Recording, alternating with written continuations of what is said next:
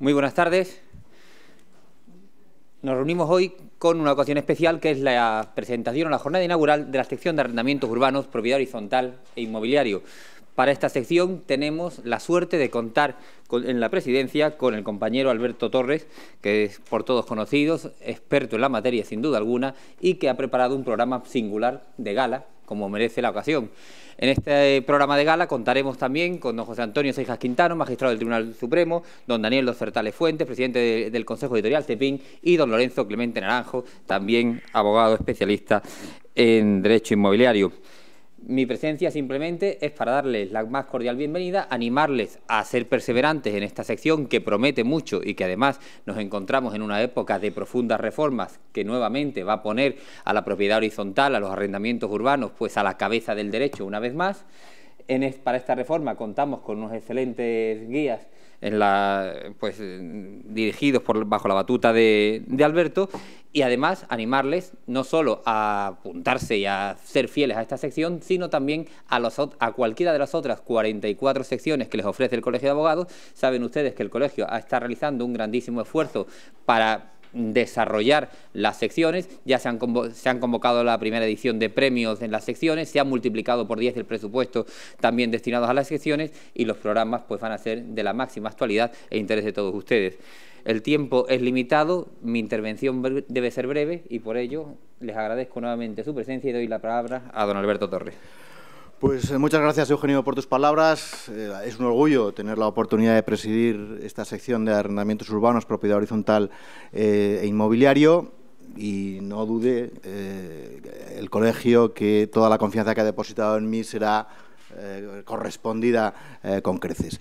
Yo lo primero que os quiero decir a todos es que os apuntéis en la sección, en la página web del colegio, y que solo por ese motivo, pues bueno, ya estaréis informados con los boletines que prepara la editorial jurídica SEPIN, tanto de arrendamientos urbanos, de propiedad horizontal, inmobiliario general y también de apartamentos turísticos. Pues bueno, que la verdad es que está muy bien hecho, está con la jurisprudencia más reciente, con doctrinas, esquemas, formularios. Merece la pena estar actualizado, ya os digo, de todas y cada una de las materias. Es una satisfacción que estéis todos aquí, que esto esté prácticamente lleno. Algunos invitados precisamente son los que faltan, estas cosas pasan, ¿no? Y es una satisfacción que esté la respuesta que ha habido. Tuvimos un aperitivo con la sección de penal, coordinándola con la sección de penal, con la jornada sobre los ocupas, que la verdad tuvo también muy buena acogida. Y bueno, pues ver aquí ahora compañeros, caras conocidas, amigos, caras conocidas, sobre todo eso provoca cierto rubor, ¿no? Porque se da uno cuenta que lleva muchos años en el ejercicio de esta bendita profesión y ve incluso compañeros de parte contraria, en fin, ilustres, ¿eh? Pero muy contento por todo ello. Y nada, vamos a celebrar esta primera jornada un poco de presentación, sin perjuicio del aperitivo previo ese que tuvimos, sobre la reforma, la tan consabida reforma del régimen del alquiler y de la vivienda por el Real Decreto Ley, ¿cuál era el número? 21/2018 de 14 de noviembre, que lo primero que habrá que ver es si realmente se convalida, ¿eh? Y le voy a dejar la pelota votando a Daniel para que la remate, porque todavía hay que ver si se convalida por el Parlamento, porque tenéis que tener en cuenta que el Grupo Podemos ya ha dicho precisamente que en principio no lo iba a convalidar, con todos los efectos que eso puede producir, los problemas que puede provocar. Ha hecho la presentación Eugenio, yo sí quiero muy brevemente, sin ánimo de extenderme en ello, pues decir que primero hablará Daniel Dos Certales Fuentes, que es mi maestro, es mi jefe desde el 2 de noviembre de 1998, fíjate si tengo contados el tiempo, del que me considero digno discípulo, y pues el que yo me dedique a los arrendamientos urbanos de la propiedad horizontal es exclusivamente gracias a él, y que además pues bueno, es la persona que yo creo que en tema de arrendamientos urbanos más sabe de España, ¿no? Luego intervendrá don José Antonio Seijas Quintana, magistrado del Tribunal Supremo, jubilado desde hace un mes, o sea que lleva muy poco como jubilado, que yo creo que es el magistrado del Tribunal Supremo que más homenajes va a recibir de los abogados. Y eso es, en fin, es mejor currículum que ese no se puede tener. Y hoy estaba previsto también brindarle un homenaje, pero bueno, como ya no más, ¿no? Ya. Pero en fin, estará aquí también hablando, quizás un poquito a lo mejor también de propiedad horizontal, del tema de la reforma, del aspecto de propiedad horizontal, en fin, de lo que él quiera, ¿eh? Y por último, Lorenzo Clemente Naranjo, que es compañero, socio de Garrigues del Departamento de Inmobiliario. Yo creo que las principales operaciones inmobiliarias de este país han pasado por sus manos. En fin, es una de las cabezas mejor amuebladas que yo conozco, y he de reconocer que cuando alguna vez tengo alguna duda de que me escapa del día a día, pues yo abuso de su confianza y le llamo. Tiene un espíritu ciertamente crítico que yo aventuro que también se va a ver en algún comentario de esta reforma que ha habido de la ley. Y poco más. La idea es que hable cada uno 15-20 minutos, lo que estime conveniente, y luego pues que dejemos abierto un poco la oportunidad del debate para escuchar también algún comentario que queráis hacer. Daniel, cuando quieras. Dale al botón. Las preguntas son luego, ¿no? Sí. Bien, pues buenas noches a todos. Agradecer una vez más al Colegio de Abogados de Madrid que me permita sentarme aquí en esta mesa, que ya me la conozco bastante bien, y además orgulloso de que, como él ha dicho, mi discípulo, eso entre comillas. Alberto Torres sea hoy el presidente de esta Comisión de Arrendamientos Urbanos y Propiedad Horizontal. Él ya sabe que cuenta no solamente con SEPIN, sino conmigo a todos los efectos, igual que el Colegio de Madrid. Y, por lo tanto, pues eso es como carta, digamos, como primera cuestión, amable, porque posiblemente lo que ahora vaya a decir no sea tan amable. O sea, es decir, yo parto de una base. Yo he participado en la confección de las leyes del año 94, del 2013 y en esta. En esta no. Bueno, en esta sí, la que se promulgó, la que salió, el proyecto de ley que salió en marzo de este año, presentado precisamente por el PSOE, y en el cual yo participé muy activamente, porque me llamaron profesionalmente, y yo naturalmente, por independencia de mis criterios políticos, yo siempre estoy dispuesto a colaborar de un punto de vista jurídico.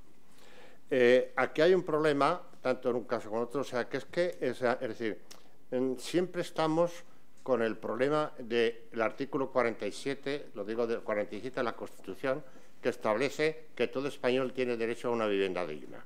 Yo lo apruebo, pero eso no va destinado al particular, eso va destinado a la administración pública. Pero yo en todos estos proyectos, cuando hemos hecho el preámbulo y he puesto, y también hay que reconocer la propiedad privada del artículo 33 de la Constitución, eso siempre se borra.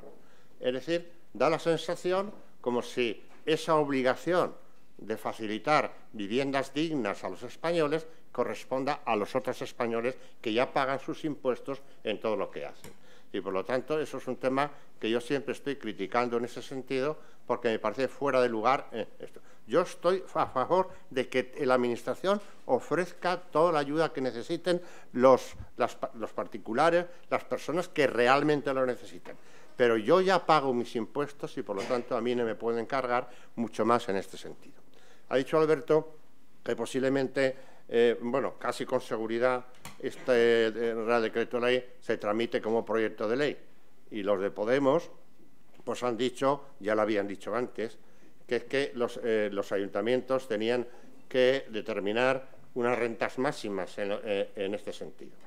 Esto es una barbaridad. Pero esto estaba previsto y se estudió, pero siempre y cuando, porque había en ese proyecto de ley que se publicó en marzo de este año, bueno, de este año no, perdón, del pasado, entonces se establecía una cuestión, es que los ayuntamientos en determinadas zonas sí que podían fijar unos límites máximos, pero en cuyo caso, si yo particular aceptaba esos límites máximos, tenía una rebaja considerable del impuesto sobre la renta. Es decir, compensaba, el Estado dice, yo no puedo darte ahora una casa, pero voy a intentar que te la alquilen muy barata porque voy a permitir de que este señor no pague impuestos sobre la renta. Esto, que es lo que estaba, esto se ha quitado, no sé por qué. Bueno, a mí me han dicho, la persona con la que yo tengo muchas relaciones, que en fin, una persona fue ministra de este campo, o sea, me ha dicho que es que el propio Ministerio de Economía actual se ha negado a que eso vaya incluido, porque eso supone que el Estado recoge bastantes millones de euros menos. Bueno, pues alguna solución le tienen que dar. O sea, es decir, lo que no me puede pretender es que el particular tenga que pagar la cuestión a otro particular, cuando, insisto, el artículo 47 de la Constitución obliga, pero a la Administración, y a mí me reconoce el derecho de la propiedad privada en el artículo 33. En esta reforma tal como está ahora, que no sé cómo quedará, pero bueno, lo que sí que está claro es que los contratos que se están haciendo a partir del 19 de noviembre se van a regir por aquí, con independencia de lo que venga o deje de venir, se anule, no se anule, sea ley o deje de ser. O sea, lo que estamos haciendo ahora se rigen por aquí. Lo primero que han hecho es una barbaridad. Hay cosas otras, pero hay cosas que son... Han quitado lo que es arrendamientos turísticos. Han quitado lo que es arrendamiento de temporada.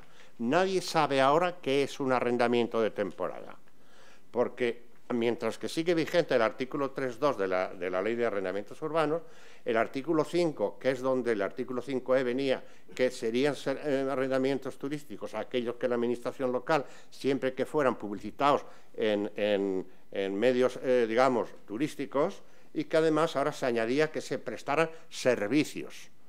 Bueno, pues ahora la reforma ha hecho que el artículo 5 diga que es arrendamiento turístico todo aquel que determine el ayuntamiento o la comunidad autónoma correspondiente.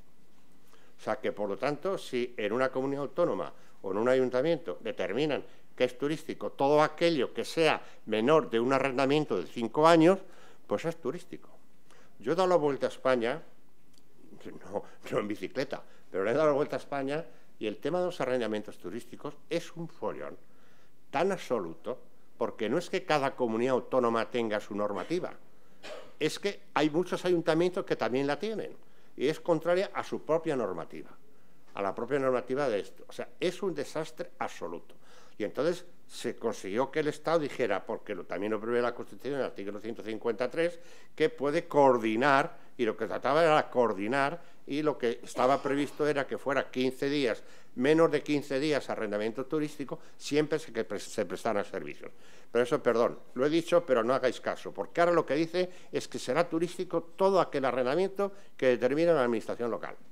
Con lo cual, pues hay que aceptar lo que digan aquí. Yo he estado en Baleares, en las zonas más turísticas de España, y el follón es impresionante. Por ejemplo, en Baleares, todo que sea menos de un mes es arrendamiento turístico. En el otro sitio hace falta tener una escalera. Es un desastre absoluto. Y el Gobierno pues se ha arrugado y no ha sacado adelante esto, con lo cual crea un problema grave. Que entonces yo digo lo siguiente, yo como consejo de la Jefatura Central de Tráfico, es decir, cuando tengáis duda o un cliente vuestro tenga duda, lo mejor es pagar la tasa, aunque realmente no estemos conformes, porque es que si no se paga la tasa que nos impongan, es que la sanción es importante, y mientras que en un pleito civil podemos ir sin depositar el dinero, en un pleito administrativo, si vamos contra la sanción que nos ha puesto el Ayuntamiento de Ibiza, pues tenemos que depositar el dinero, que es una sanción importante. Con lo cual, ¿tengo que aconsejar algo que no me gusta? Pues tengo que aconsejar algo que no me gusta desde un punto de vista práctico, porque, insisto, ahora que estamos en manos, yo no te puedo decir, ¿y cómo funciona Valencia? Ni idea. Bueno, idea, sí, sacamos la normativa de Valencia y la sacamos, pero es que no tiene nada que ver con la de... la última conferencia de las últimas que di sobre este tema, o sea, por ejemplo, en Andalucía hay muchas fincas que no pueden reunir los requisitos, porque cuando la época de Jesús Gil y Gil se construyeron casas de cualquier manera, sin licencia, con finchas, chullos o lo que fuera. Pero entonces uno de los requisitos que piden es que tenga licencia de primera ocupación. Y esas casas no tienen licencia de primera ocupación. Y me decía un compañero, ¿y qué hago? Digo, ¿qué estás haciendo? Dice, pues lo estoy alquilando. Digo, pues sigue alquilando, ¿qué te quieres que te diga? Lo que está bien has aumentado, eso estaba previsto, porque para mí siempre ha sido 3 años el arrendamiento de vivienda, es poco para que una persona se ubique con su familia, los niños vayan al colegio, etcétera, se ha subido a 5 años. Y eso me parece muy bien, que era lo que estaba en la ley 2994, que es la mejor ley que ha habido en este sentido. 2994, o sea, la ley 2994, que son 5 años. Se han inventado, por poner algo ahí, que cuando el arrendador sea persona jurídica tiene que poner 7 años. Pues no lo sé. pero bien. Y luego, además, para colmo, es que falta, a mí lo que más me molesta es que les falta conocimiento y técnica. Joder, ponen una cosa porque lo dice Pepito y quitan otra porque lo ponen otro. Porque, por ejemplo, el artículo 9, donde dice esto, dice que el arrendamiento dejará de existir cuando el arrendador necesite la casa para sí o para sus hijos, etcétera, etcétera. Antes del vencimiento, pero incluye a las personas jurídicas. Que yo sepa, las personas jurídicas no se casan, ni se divorcian, ni nada de nada. O sea, pues está incluido como causa de necesidad, que no se puede dar, pero es la falta de rigor jurídico que tienen casi todas estas cosas. Hay, sin embargo, algo que me prometieron, porque yo intervine en la ley 4/2013, y cuando este artículo que lo impuso, que entonces era ministro de Justicia, el artículo 13 y 14 de la Ley de Arrendamientos Urbanos, me obligó a yo a levantarme e irme de aquella comisión en que yo estaba designado, porque me parece fuera de lugar que las ejecuciones de cualquier tipo, hipotecarias, especialmente hipotecarias, o sea, lleven consigo que al arrendatario se le pueda lanzar a la calle. Es decir, me parece una falta de justicia. O sea, es decir, yo un arrendatario magnífico, un arrendatario que paga la renta el día 1 de cada mes, que cumple con todos los demás requisitos, con todo, pero tiene un arrendador que es un poco golferas y entonces no le paga al banco y el banco que ejecuta y el nuevo titular dice usted a la calle. Oiga, si yo no he hecho nada, eso sí que no es social. Por lo menos tenía que mantener el plazo mínimo que estaba establecido a efectos legales, que eran los 5 años en este sentido. Pues esto ahora ya no existe. Pone una tontería sobre el registro de la propiedad que también o es una falta de conocimiento o no lo puedo entender. O sea, ¿para qué quiero yo inscribir un arrendamiento en el registro de la propiedad si tengo antes preferentemente una hipoteca? ¿Para qué? ¿Para qué? Si no vale para nada. Eso está claro. O sea, yo en aquel momento, cuando eso, con las personas que estaban allí llevando el tema, me reuní con todos, me llamaron para a ver si me convencía y le dije, había 5 altos titulares del Ministerio de la Vivienda. Le dije, ¿tú tienes hipoteca? Sí. ¿Tú tienes hipoteca? Sí. ¿Tú tienes hipoteca? Sí. ¿Tú tienes hipoteca? Sí. Digo, coño. Entonces dice, bueno, pues habrá que alquilar a alguien que no tenga hipoteca. Digo, venga ya, hombre, venga ya. O sea, que es que ahora el arrendatario, cuando alquila un piso, si está hipotecado o tiene una cosa de usufructo, cualquier cosa que pueda ejecutar, tiene que tener en cuenta que le puede venir la bofetada de cualquier lado. Yo no es que esté a favor del arrendatario, porque antes lo he dicho, llamamos la propiedad privada, pero no se le puede castigar por incumplir el arrendador al mismo arrendatario. Y el artículo 14, que sigue igual, si una persona con buena fe, que siempre hay que discutirlo, compra un piso, a mí, que estoy inscrito como titular, pero no consta el arrendamiento, pues entonces evidentemente también me puede lanzar. Me parece, insisto, fuera de lugar. Hablando sobre este tema, yo diría una cosa, lo digo porque lo siento. Es decir, si tú eres arrendador y no eres de las 5 personas del Ministerio, y tienes una casa que no tiene hipoteca, cosa, a ver, que levanten la mano. Bueno, no levantéis porque no. Que levanten la mano. Es decir, que no tengan hipoteca, entonces yo también tengo que aconsejar que no inscribas el arrendamiento. Porque si tú inscribes el arrendamiento, cuando mañana no sabes lo que te puede pasar, no sabes si vas a necesitar un crédito, si vas a necesitar poner la casa como garantía de algo, para ti, para tus hijos, etcétera. Como coste una inscripción de un arrendamiento, olvídate de que la casa te sirva de cualquier garantía. Eso es lo que es real. Y eso es lo que nosotros tenemos que hablar en ese respecto. Hay libertad de rentas y también de la actualización, cosa que me parece bien, o sea, dentro de lo que cabe, porque cada uno puede pactar la renta que considere oportuno, aunque creo que falta eso que han quitado, que el ayuntamiento pueda fijar unas normas, pero que siempre y cuando a mí lo que me descuenta, pues entonces, digamos, lo pueda descontar, perdón por la reiteración, del impuesto sobre la renta de las personas físicas. Podemos, dice ahora, que no va a confirmar esto, salvo que venga un máximo de renta. Y eso no puede ser, porque si eso llega a ser así, el campo de inmobiliario cae absolutamente la compraventa y todo de viviendas, porque alguien compra una vivienda o recibe una vivienda o algo y dice, bueno, arrendo, saco una rentilla, bueno, pues tal, pero es que si luego, si solo saco 100 euros, porque lo ha dicho el ayuntamiento de mi pueblo, pues entonces ya me contarán, va a haber un desbarajuste total en ese sentido, una rebaja de inversión absoluta en este sentido, absoluta. Y entonces, bueno, la gestión en el acreedor de la persona jurídica. Y dice, la gestión inmobiliaria, otra chorradilla. Dice, la gestión inmobiliaria, si el arrendador es persona física, pues correrá él con todos los gastos. Es que no están en la vida, no están en la vida. O sea, porque una persona jurídica dice, salvo que lo solicite el arrendatario. Coño, pues igual que acabo de firmar yo una cosa aquí para permitir que me grabe, pues cuando vayas a pedir te dirán, firma aquí que solicita la intervención a mí. Ya está. ¿Y qué? ¿No vas a firmar? Es que si no firmas no tienes piso. O sea, no entiendo lo que hacen en este sentido. Y luego tenemos la fianza de un mes, que antes hablamos, un mes en metálico y luego 2 adicionales en este sentido. Luego hablará sobre este aspecto, no quiero meter Alberto, pero desde luego, ojito con el arrendamiento, porque ahora resulta que en el cambio que han hecho de la ley de enjuiciamiento civil, resulta que hay que ir siempre acudir previamente a los servicios sociales y también el juzgado se lo tiene que comunicar. Tengo la triste experiencia personal de haber tenido que acudir a los servicios sociales de la Comunidad de Madrid y la contestación vino a los 6 meses y medio.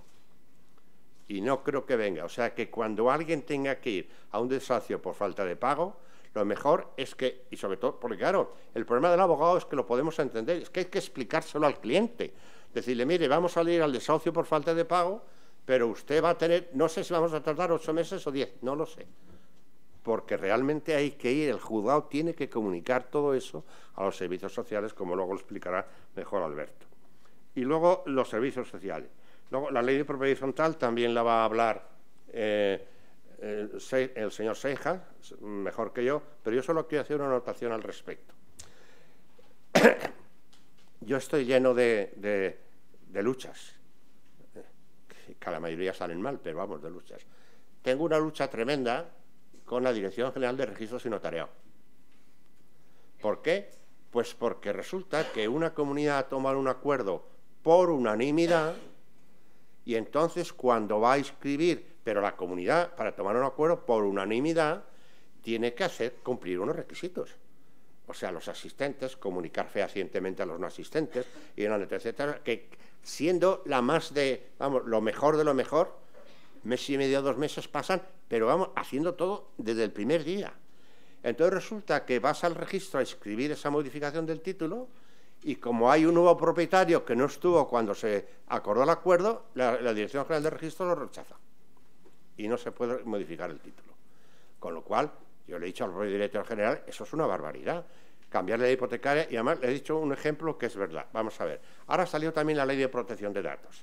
La ley de protección de datos determina que si yo te llamo a ti que eres un deudor o que eres un mal pagador y lo pongo aquí, desde luego eso es una falta, la calificación es lo de menos, pero me pegan un palo tremendo. Pero en las comunidades no, porque la propia ley de propiedad horizontal te obliga a poner el nombre del moroso cuando haces una junta. Con lo cual, la ley de protección de datos, que empezó llamando la atención a las comunidades, se tuvo que tragar a la Agencia de Protección de Datos, porque a la misma ley de propiedad horizontal obliga a que lo tengamos que poner para que la junta esto. Entonces, si a mí la ley de propiedad horizontal me obliga a unos determinados requisitos para poder escribir un acuerdo unánime, cambiando, o ahora por 3/5 en este sentido, cuando voy a ir, como haya nuevo titular, se acabó el problema. Y eso es muy fácil. Además, el artículo 5.3 de la ley de propiedad horizontal lo dice, que a un tercero no le afectará nunca lo que no esté escrito en el registro de la propiedad. Pero hay que buscar una solución. Cambiar la ley hipotecaria o alguna cosa. Por ejemplo, yo he propuesto que sea el acuerdo de la Junta con carácter provisional, que se pueda inscribir al día siguiente. Porque es que si no, o sea, y ahora con los arrendamientos turísticos pasará, porque a mí me van a decir es decir, usted no puede tener arrendamientos turísticos, vale, se lo vendo a un cuñado, ya está. Y dicho eso, yo creo que yo he acabado en este sentido. Ah, bueno, otra cosa que no es decir, el Tribunal Superior de Justicia de Asturias fue de los primeros que impidió una tasa que había puesto el Ayuntamiento de Oviedo para las viviendas vacías, pues porque no estaba previsto en la Ley de Haciendas Locales. Pues ahora se modifica y se añade un artículo 72 de la Ley de Haciendas Locales en el sentido de que los ayuntamientos tienen capacidad para poner una tasa complementaria a las viviendas vacías. No dice cuánto están vacías, pero es decir, entonces es un delito, por lo que veo, que yo diga, hombre, pues bueno, ya me ha pasado la jubilación, pero vamos, cuando se dice, bueno, va a comprar una casa, sobre todo los gallegos que siempre vuelven a su tierra, o sea, decir, va a comprar una casa para cuando me jubile, o cuando esto, y tal, pues te pegan un palo porque no vas. Porque no vives seis en algunos sitios, aquí no se dice, pero deja en libertad a cada administración local a determinar el plazo en el cual puede ser esto así. O sea, con lo cual es una barbaridad, vuelvo a insistir, la propiedad privada que estoy pagando es que no puedo invertir yo en un piso en Avilés. Me llamó un abogado de Barcelona, un compañero, y me dijo, de Badalona, y me dijo, joder, Daniel, es que tal como te pones tú, digo, joder, con lo que me gusta mi Badalona, no me gusta nada, o sea, no me gusta nada. Y dice, bueno, y eso, y dice, coño, digo, porque yo había pensado, me voy a comprar un piso allí porque quiero pasar los años de mi vida allí. Dijo, joder, es que visto así, yo, es que es así, no sé si me comprendo lo que te quiero decir. O sea, bien para tus hijos, para las vacaciones, para eso, yo puedo tener una vivienda que no esté ocupada durante el año, que no esté arrendada. Entonces, ¿cuál es el delito que he cometido para que la administración local, el ayuntamiento, me imponga una sanción que es un incremento del IBI a este respecto? Pues no lo sé. Y con eso sí que acabo, sin perjuicio de las preguntas que luego podéis hacer. Muchas gracias por vuestra atención. Muchas.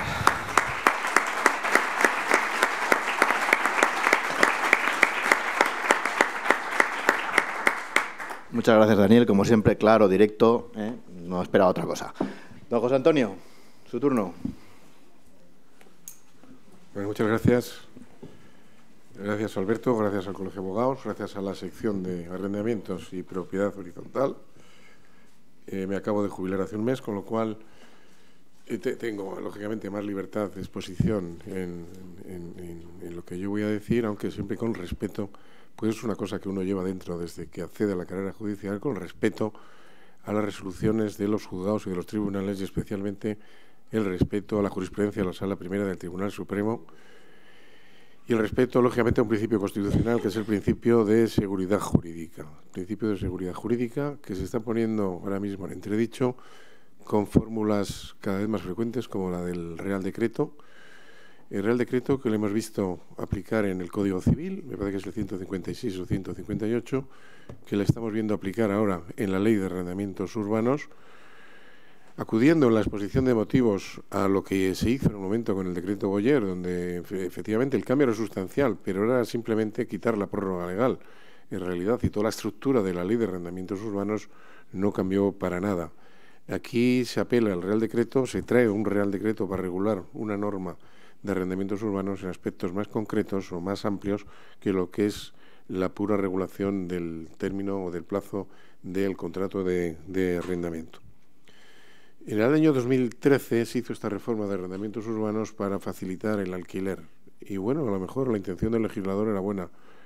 Lo que yo he visto, no por experiencia personal mía, sino por experiencia personal del entorno, que es una forma de estar en la realidad social, es que esto yo creo que no dio resultado, y lo hemos visto como después de haberse extinguido este plazo de 3 años de permanencia en los arrendamientos urbanos, no se han renovado a los arrendatarios estos contratos, y si se ha renovado es casi duplicando el importe de la renta. A ver qué chico joven que viene a estudiar de Asturias a Madrid, a la Universidad de Madrid, en estos momentos puede alquilar un zulo, porque hay verdaderos zulos que te están pidiendo 1.400 euros, y esto es real, lo conozco. A ver quién tiene capacidad para pagar estos alquileres. Eso fue lo que hizo en el año 2013. Ahora hemos superado, hemos puesto 5 y hasta 7. Yo lo de las personas jurídicas, yo no sé si va a ser positivo o negativo, porque ahora mismo conocemos todos en el entorno de Madrid cómo hay edificios complejos dedicados a apartamentos administrados por una persona jurídica. Yo ahí tengo mis dudas si la persona jurídica, con unos contratos de alquiler con un mínimo de 7 años, a ver qué fórmula van a poner, o una renta muy alta para luego ir actualizándolo, o a ver si a través de alquilar lo van a alquilar porque es el negocio de esa sociedad, el alquiler de esas viviendas. Yo no sé,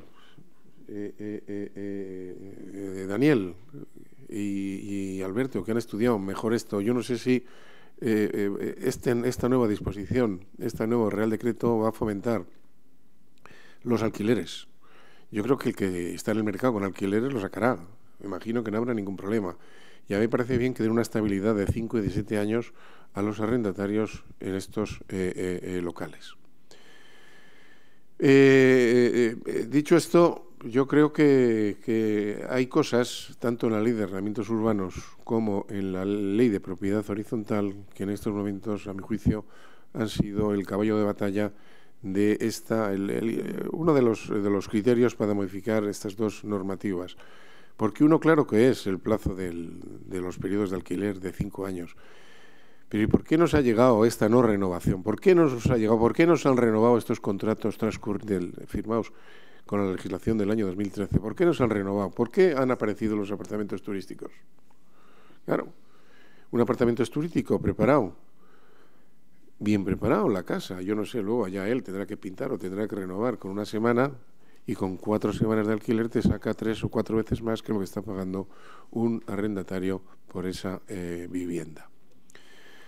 El tema de los apartamentos de alquiler a mí me ha preocupado. Yo empecé a denunciarlo, a lo mejor aquí hay algún administrador de fincas, en el aniversario que celebraban, el 50 aniversario de la fundación de los colegios de administradores de fincas, donde decía un poco, en plan de coña, que ha cambiado el panorama urbano, ha cambiado.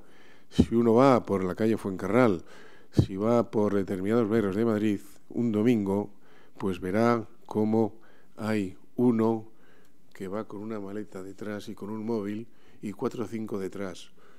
Eso es así. ¿Qué están buscando? Están buscando ese apartamento que les va a permitir ubicarse durante algún tiempo. Entiendo que puede hacer beneficio a los chicos jóvenes, incluso a los mayores, cuando se están desplazando a determinados sitios y consiguen una plaza de alquiler por un precio más barato que un precio de hotel.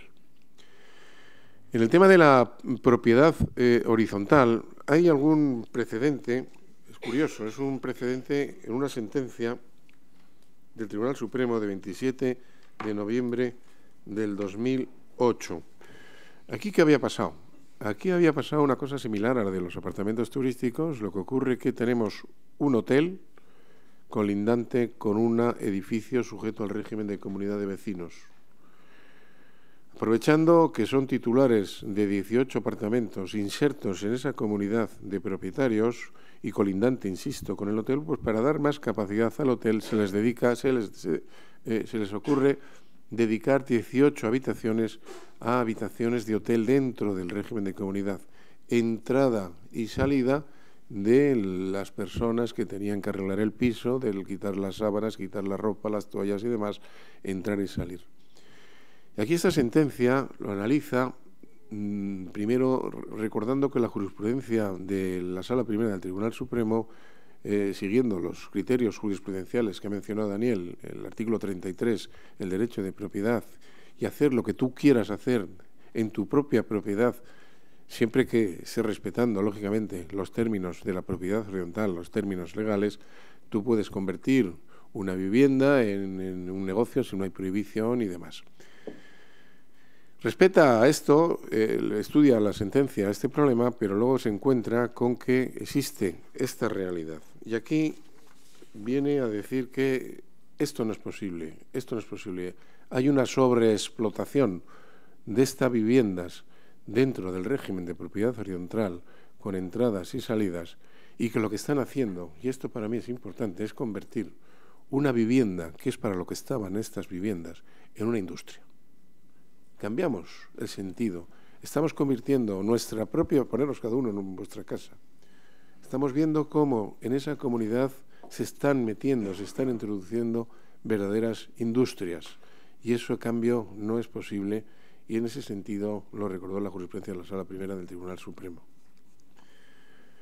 Luego, además, en el tema de alquileres hay un problema. La Ley de Propiedad Horizontal nos dice que, bueno, que tenemos que decir o tenemos que comunicar al secretario, al administrador, quién es el propietario de esa vivienda. Yo creo, por lo menos en mi comunidad, que no sabemos, sospechamos que hay apartamentos turísticos dentro de la vivienda por la entrada y salida de personas dentro de la vivienda.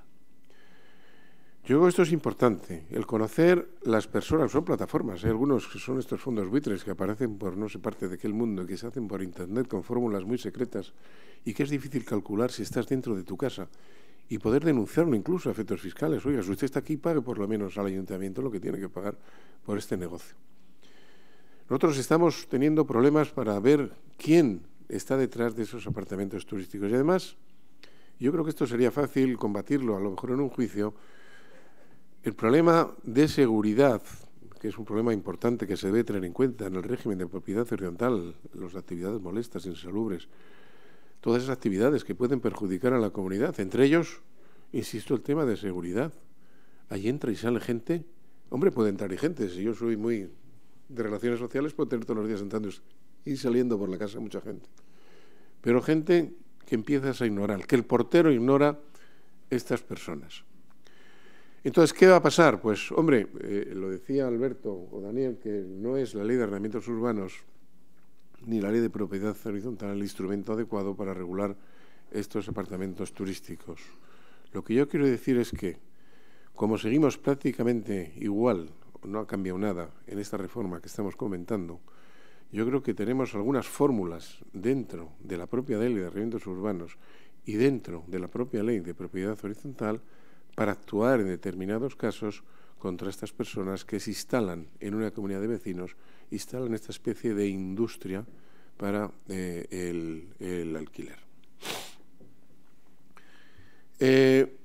Ha recordado Daniel el tema del artículo 14, del tema de la inscripción del contrato y la posibilidad de que te puedan ejecutar y te puedan largar del contrato porque tenemos un arrendador golfo que ha dejado de pagar su hipoteca. Sin embargo, es curioso, porque en el tema de familia, que cuando le estaba diciendo Daniel, me traía a colación el tema de familia. En familia, sin embargo, el tercero que adquiere la vivienda no puede actuar contra la mujer o el marido que, por decisión judicial y al amparo del artículo 96 del Código Civil, tiene asignado la guardia y custodia de esos niños y, lógicamente, esa vivienda. No puede actuar ese tercero, es decir, el tercero adquirirá, pero adquirirá con esas personas dentro de esa casa, no podrá desahuciarles. Y una cosa parecida pasa con los divorcios y separaciones en la actual Ley de Arrendamientos Urbanos.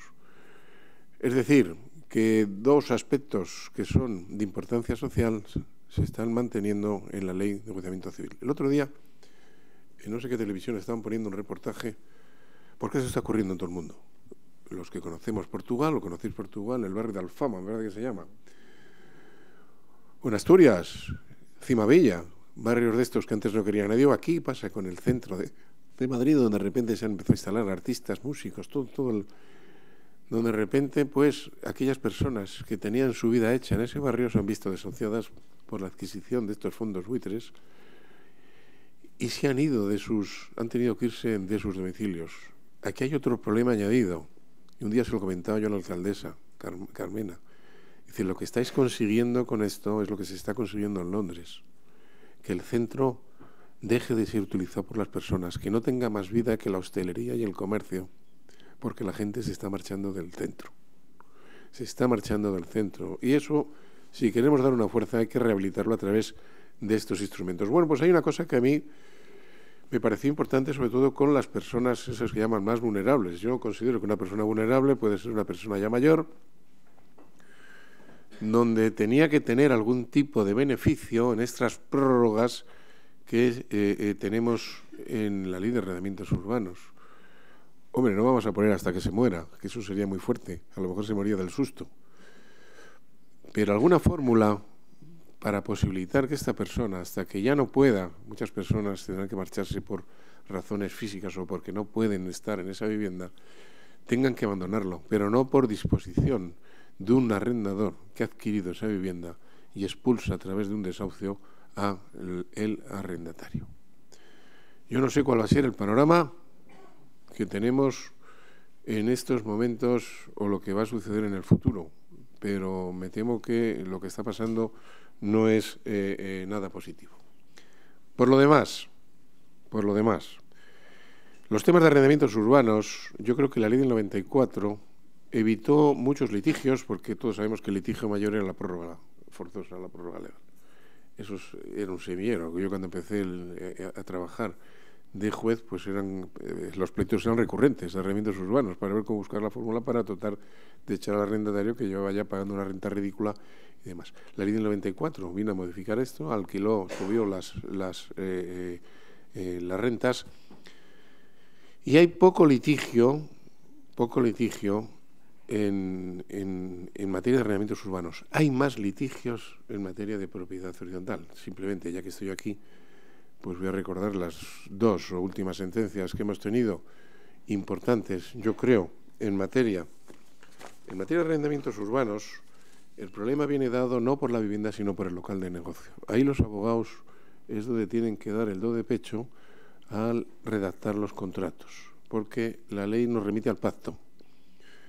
Y el pacto es muy importante, sobre todo cuando tenemos un inquilino que desiste del contrato, entrega las llaves y se marcha, quedándole 2 años por cumplir ese contrato.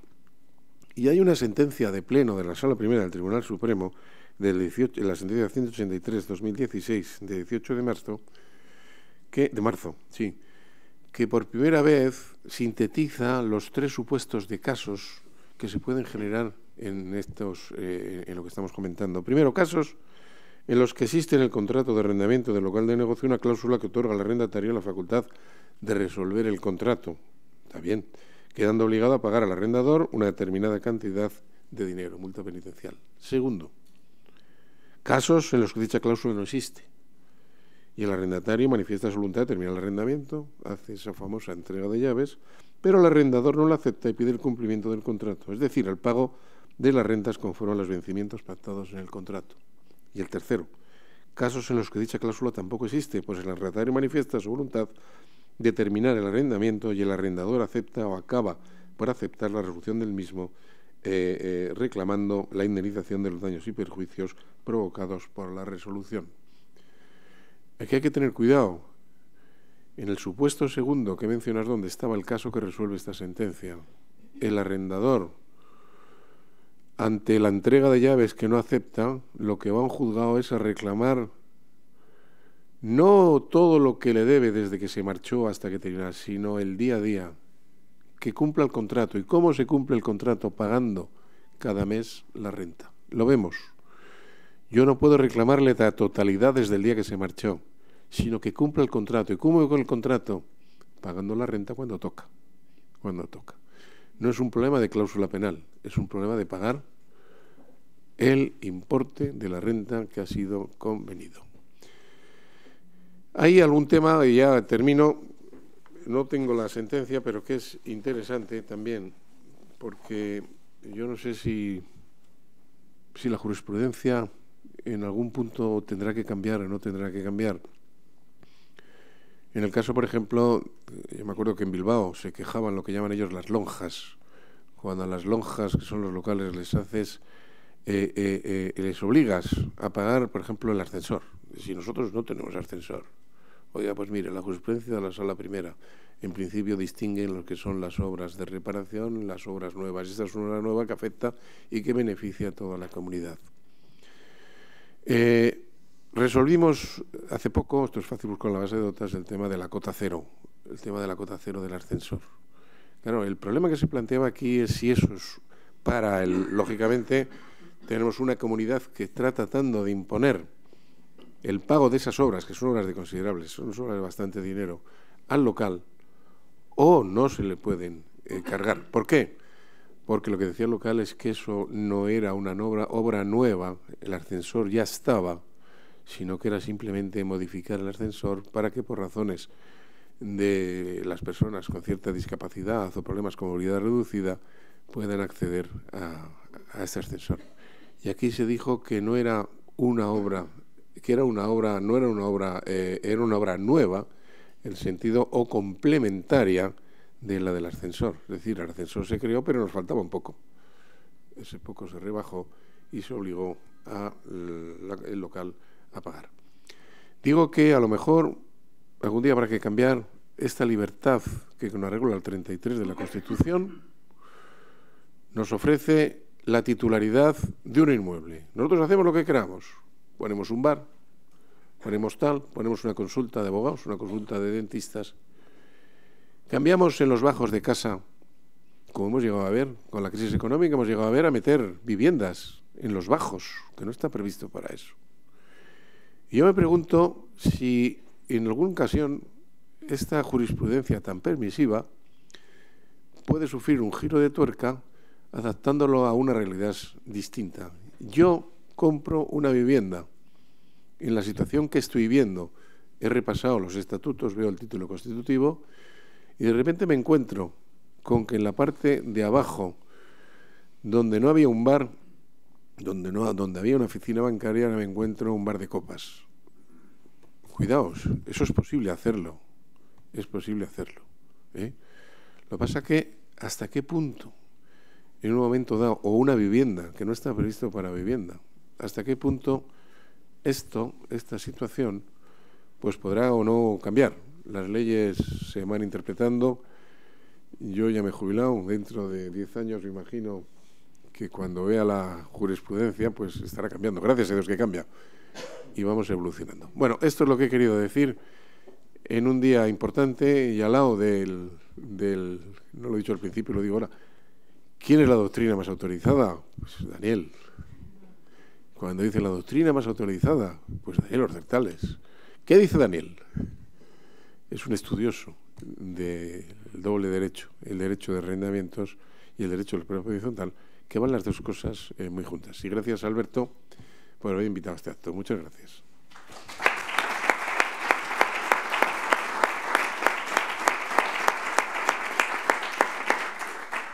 Muchas gracias a don José Antonio. Yo me imagino que lo de magistrado es como lo de embajador de España, es toda la vida. Y le va a costar mucho esa descompresión de dejar de ser magistrado del Tribunal Supremo. Pero yo ya, que lo he escuchado muchas veces, ya nota un pequeño cambio. O sea que volverá. Yo creo que poco a poco se va a ir desinhibiendo cada vez más. O sea que tengo muchas esperanzas en que repita. Y seguro que te invitaremos más a esta mesa porque siempre es un placer poder escucharle en temas pues que, a pesar de que él siempre le ha gustado más la familia y la responsabilidad civil, en temas de arrendamientos urbanos y propiedad horizontal, pues es un maestro. Sin más problema menos, don Lorenzo, adelante. Muchas gracias, Alberto. Muchas gracias al Colegio de Abogados. Es un orgullo poder estar en esta sesión inaugural y poder compartir mesa con estos ponentes y poder participar en la inauguración de algo que yo creo que para todos los que nos dedicamos a esta actividad del derecho inmobiliario, pues está bien tener un foro de reflexión, de debate, de análisis que nos permita compartir experiencias. O sea que muchísimas gracias por la iniciativa y muchas gracias, Alberto, por invitarme. Voy a intentar repasar algunas de las cuestiones que plantea el Real Decreto Ley. Primero, un tema formal que ya se ha expuesto, que es hasta qué punto el Real Decreto Ley tiene sentido o no para la reforma, para el tipo de reforma que se está haciendo en este momento. Después, algunas cuestiones de carácter sustantivo. Y después también se apuntaba que probablemente uno de los asuntos más esenciales sea el tema procesal y cómo desde un punto de vista procesal la modificación que se hace en la ley en los desahucios implica la suspensión del procedimiento cuando se acude a los servicios sociales. Pero como sé que ese es un tema que Alberto tiene especial interés, se lo dejaré a él para que después haga su comentario, porque sé que le apasiona especialmente cómo se ha regulado por los los indudables problemas que plantea. Respecto al Real Decreto Ley, creo que se nos está haciendo el cuerpo a que la técnica legislativa que se utiliza por parte de nuestros legisladores y por parte del Poder Ejecutivo, cuando se convierte en legislador, sea cada vez menos rigurosa y menos ajustada a los principios básicos.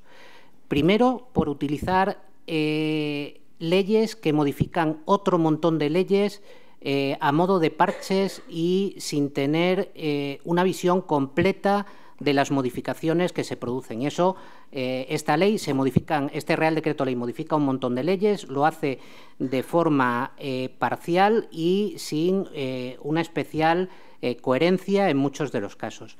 Pero además creo que la utilización del Real Decreto Ley se está llevando a unos niveles absolutamente absurdos.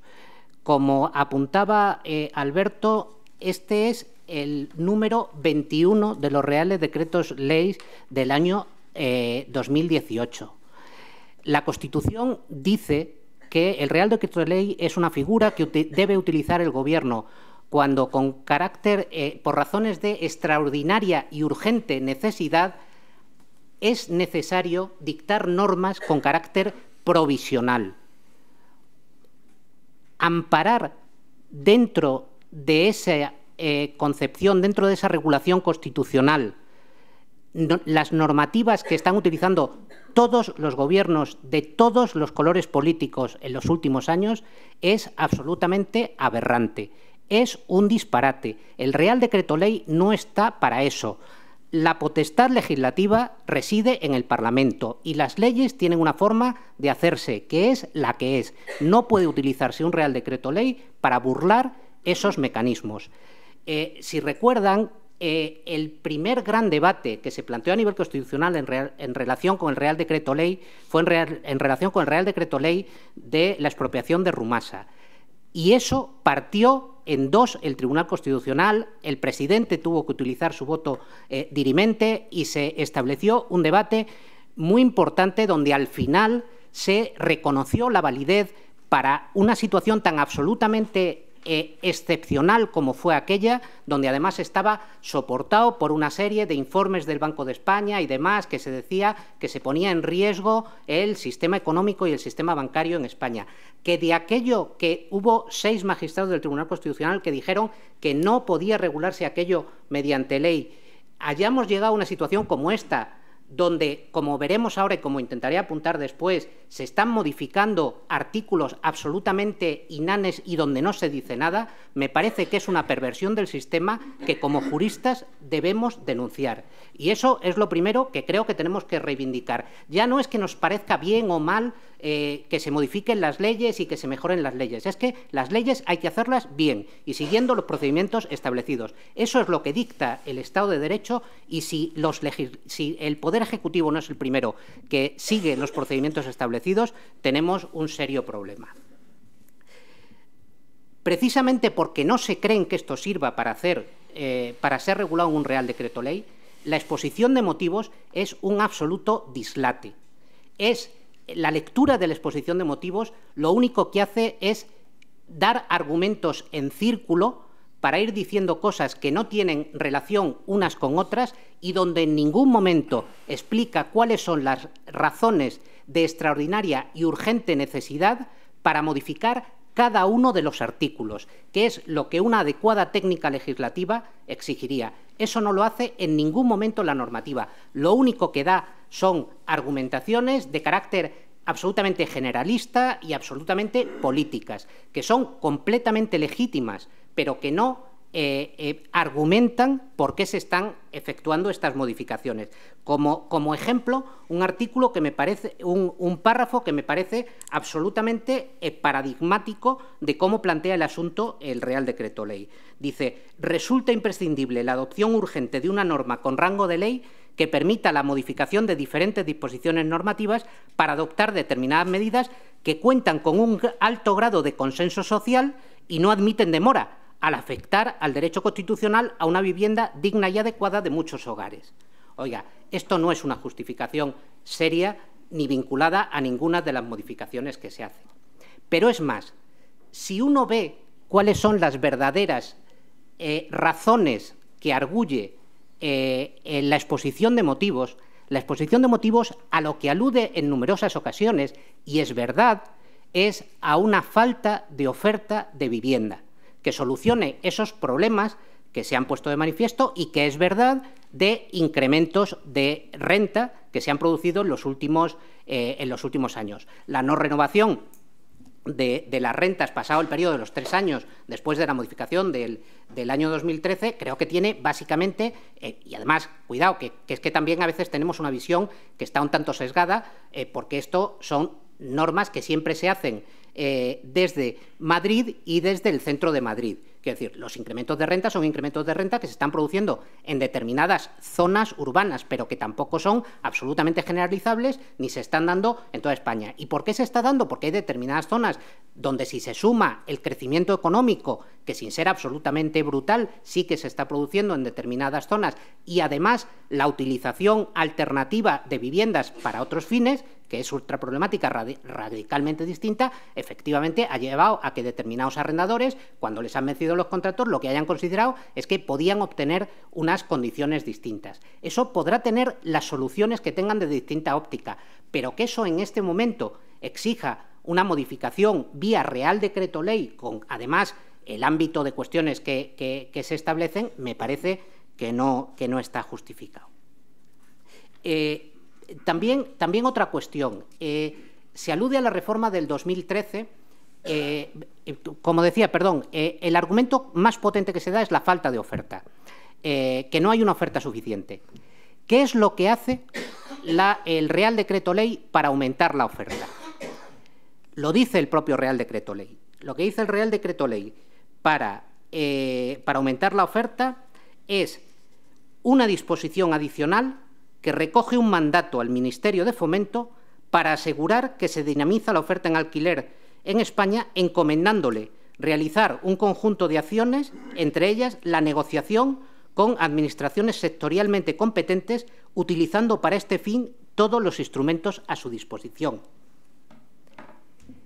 Que el principal problema para justificar el Real Decreto Ley, que es una falta de oferta, se solucione con una disposición adicional, encomendando al Ministerio de Fomento que haga su trabajo. Hombre, primero, eso no es objeto, no ya de Real Decreto Ley, ni siquiera de ley. O sea, eso es una llamada de teléfono del señor presidente del Gobierno al ministro de Fomento diciéndole, oye, que hay que moverse con este tema. Eso no es ni de ley ni de Real Decreto Ley. Pero esa es la excusa sobre la base de la cual se hace todo lo demás. Es cierto que también se alude a problemáticas como la falta de equilibrio entre las posiciones de las partes en los contratos, o las dificultades que están teniendo algunas familias para hacer frente a los pagos de la renta. Pero ninguna de las modificaciones que se hace se dice que se estén haciendo específicamente para solucionar ninguno de esos problemas. Es más que previsible que si estas medidas que se intentan hacer para incrementar la oferta, como es razonable, si es empezar a que el Ministerio de Fomento intente dinamizar los suelos que tiene para mejorar la oferta, pues eso parece que a corto plazo no va a solucionar exactamente el problema. Y si el resto de medidas lo que están es dificultando más el arrendamiento o poniéndole más difícil al arrendador, pues a lo mejor el efecto que tiene el Real Decreto Ley a corto plazo a lo mejor no es exactamente el que se está proclamando como objetivo en la exposición de motivo. Por eso digo que creo que lo primero que hay que plantearse es un poquito de rigor a la hora de la forma de legislar en nuestro país. Más allá del asunto formal, que no es que, como digo, me parece relevante, pero entrando ya en las modificaciones de carácter sustantivo, voy a repasar alguna de ellas. Primero, el tema de la duración de los contratos. El tema de la duración de los contratos, a mí creo, en el fondo, lo de que sean 3 años o 5 años, 3 más 1, 5 más 3, creo que eso no condiciona de forma grave la voluntad de arrendamiento por parte de ningún arrendador en sí mismo, o sea, solamente el tema de los años. Otra cosa es si eso lo ponemos en contexto. ¿Por qué? Porque hay que recordar que en el 2013, cuando se rebaja de 5 años a 3, se incluye la posibilidad de desistimiento del arrendatario a partir de los 6 meses de vigencia del contrato. Un desistimiento en el que, además, la pena que se puede establecer convencionalmente es una pena muy reducida, es una mensualidad de renta por año de contrato que quede por cumplir o la parte proporcional. Ahora, sin embargo, se vuelve a los 5 años, pero lo de los 6 meses del desistimiento del arrendatario no se toca. Y, además, en persona jurídica se lleva a 7. Esto... el Real Decreto Ley habla que es equilibrar la relación jurídica de las partes. Yo debo ser de matemáticas muy antiguas, pero 5 años o 7 años frente a 6 meses, yo lo del equilibrio realmente no sé cómo lo ven algunos, pero realmente es una situación poco equilibrada. Si además lo juntamos con la reducción de garantías de la que comentaré después, que eso vaya a incentivar el aumento de la oferta, me parece que es discutible. ¿Que se quiere reforzar la posición del arrendatario? No me cabe ninguna duda. Pero creo que probablemente no se esté ubicando en qué situación se va a dejar a la mayoría de la gente que no va a poder acceder a un arrendamiento medianamente digno, precisamente por intentar protegerle tanto. A mí esto me recuerda a una cosa que me comentaban, que un directivo de una empresa inmobiliaria le comentó a una alcaldesa cuando le explicaba las medidas que intentaba poner en marcha en una de las grandes ciudades, no era Madrid, para intentar proteger determinadas zonas y tal, de la actuación que hacían ciertas empresas y tal. Y entonces le comentó aquello de, es cierto que tienen a su disposición los boletines oficiales, que pueden dictar leyes, pero hay 2 leyes que no van a poder modificar nunca. Una es la de la gravedad y otra es la de la oferta y la demanda. Si los que legislan no tienen en cuenta eso, tenemos un problema. La ley de la oferta y la demanda es absolutamente inapelable. Y si con esta situación estamos favoreciendo tanto a una parte que estamos poniendo en serie dificultades a los otros, a ver si tanta protección no va a ser proteger solo a los que puedan entrar en el sistema. Y cuando no hay suficiente oferta pública disponible para atender las necesidades de vivienda de la gente que no puede entrar en el circuito, eso es entrar en una dinámica extremadamente peligrosa y, sobre todo, para la gente más vulnerable. Lo de los 7 años me merece una reflexión adicional. Vamos a ver, lo de los 7 años básicamente se ha puesto porque aquí, con ocasión de la crisis, se empezó a hablar de los fondos buitres como entidades que venían a quedarse con el patrimonio inmobiliario en España y que han sido los causantes de todos los males. No voy a entrar en el tema de la denominación de fondos buitre, en qué tipo de actividades realizan, en si nos caen mejores o peores o este tipo de cuestiones. Pero creo que esa visión ha sesgado un elemento que se estaba produciendo en los últimos años y que era tremendamente positivo para el mercado inmobiliario español. Y es que se estaba produciendo una profesionalización en el sector por parte de los arrendadores que no se había producido nunca en España. Estábamos empezando a tener un conjunto de empresas inmobiliarias que arrendaban de forma profesional edificios enteros de vivienda, que es absolutamente esencial si queremos tener un mercado, un parque de vivienda grandes en alquiler como tienen el resto de los países de Europa. Eso estaba empezando a aparecer en España. Y no tanto a través de fondos buitres, sino a través de SOCIMIs especializadas en el alquiler de vivienda y a través de otro tipo de empresas especializadas. Si criminalizamos a las personas jurídicas, estamos criminalizando la profesionalización del sector. Y es mucho mejor tener agentes profesionales que puedan actuar de manera formal, atendiendo a ciertas necesidades. Eso no va a suponer nunca la inmensa mayor parte del mercado y seguirán existiendo los particulares que arrienden sus viviendas. Pero es importante que se vayan profesionalizando las prácticas del sector. Para eso las empresas son importantes y es una barbaridad que se les ataque de una manera tan particular y tan específica como se está haciendo en este caso. Con un apunte, además, cuando se decía que la modificación del 2013 no ha tenido efectos positivos. Lo dice la propia exposición de motivos. No ha tenido efectos positivos y ha producido muchos efectos negativos la modificación del 2013. Pero da también un dato que, desde mi punto de vista, contradice radicalmente esa afirmación.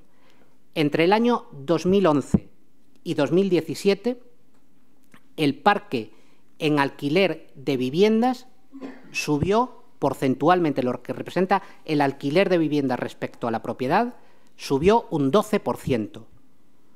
Un incremento del 12% en el porcentaje de lo que es las viviendas en alquiler es un porcentaje muy importante. Ese es el camino en el que hay que ir.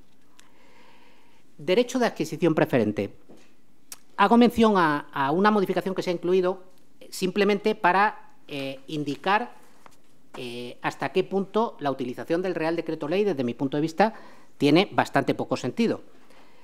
En el artículo 25.7 de la Ley de Arrendamientos Urbanos se modifica para establecer que, sin perjuicio de que cuando se vendan todas las viviendas de un mismo edificio o todas las que tenga el arrendador en el edificio, no existe derecho de adquisición preferente por parte de los arrendatarios, sin perjuicio de eso, añade, podrá existir el derecho de tanteo por parte de aquel organismo público que determine la administración competente en la legislación correspondiente. Bueno, primero, en mi experiencia, los derechos de adquisición preferente cada vez existen menos, porque como el 25.8 se incluyó, que permitía la exclusión del derecho de adquisición preferente en los contratos de vivienda, eso ya es prácticamente una cláusula de estilo en la mayor parte de los contratos, con lo cual, en general, directamente no se produce. Pero segundo, modificar una ley para decir que las leyes administrativas pueden incluir derechos de adquisición preferente diferentes de los derechos arrendaticios es un poco absurdo. Y además es una injerencia que se va produciendo cada vez más de incluir referencias en normas civiles a normas administrativas, y antes se ha puesto un ejemplo también con el tema de la vivienda turística, que a mí me parece que es desnaturalizar el ámbito objetivo de cada una de las normativas. Pero es más, es que no hace ninguna falta decirlo aquí. Quiero decir, si una normativa sectorial o autonómica de vivienda establece derechos de adquisición preferente para determinados edificios o para determinadas viviendas, por supuesto que existirán, igual que lo existen para determinados tipos de edificios protegidos o para determinados edificios que están en determinados ámbitos que han podido determinar las administraciones competentes. Realmente, para decir que una ley de vivienda puede establecer un derecho de tanteo, por tanto, sin establecer un derecho de tanteo específico, ¿hace falta, es una razón de extraordinaria y urgente necesidad para modificar una ley? ¿Para establecer un Real Decreto Ley? El tema de la limitación de las garantías adicionales. Se ha añadido un segundo párrafo en el 36.5 que dice que en el caso del arrendamiento de viviendas, en contratos de hasta 5 años o de hasta 7 si es persona jurídica, el valor de las garantías adicionales que se puede pedir al arrendatario no podrá exceder de 2 mensualidades de renta. Esto se ha hecho porque existían determinadas situaciones en las que se estaban pidiendo importes adicionales bastante relevantes a los arrendatarios, y eso era, sin duda, una dificultad para algunos arrendatarios. Pero claro, creo que no se han pensado ciertas consecuencias que esto acarrea. Por ejemplo, esto impide que se puedan pedir avalistas, fiadores solidarios en los contratos de arrendamiento. A mí me parece que, tal y como está redactada la ley, la fianza quedaría limitada a 2 mensualidades. Otra cosa es dónde puede alegarse o no, pero tal y como está dicha la ley, aunque sea una fianza solidaria, lo que se dice es que no se pueden pedir. Claro, ¿qué pasa si se pide y se concede? ¿Qué pasa si un arrendador pide a un arrendatario un aval bancario a primer requerimiento con una anualidad de renta y el arrendatario se la da. ¿Y qué pasa si el arrendatario impaga? Y el arrendador se va con ese aval a primer requerimiento a un banco. ¿El banco con un aval a primer requerimiento podía decir que no está obligado a pagar más de 2 meses? ¿Con un aval a primer requerimiento? Y si se ejecuta el aval y se paga ese importe, ¿quién podía reclamar ese exceso de aval respecto a lo que una norma imperativa establece? Me da la impresión de que hay determinadas cuestiones que se plantean y que tienen, desde luego, no una solución sencilla, pero sobre todo desde el punto de vista práctico, a mí me parece que el principal problema que eso plantea es que está excluyendo de la posibilidad de negociar contrato de arrendamiento a aquellas personas que tengan más dificultades para demostrar solvencia a los arrendadores en el momento de firmar un contrato de arrendamiento. Y no me extrañaría que, llegados según qué puntos, teniendo en cuenta la facultad de desistimiento de los 6 meses y la imposibilidad de establecer garantías, asistiéramos en algún momento a algunos esquemas de establecimiento de rentas decrecientes en contratos de arrendamiento.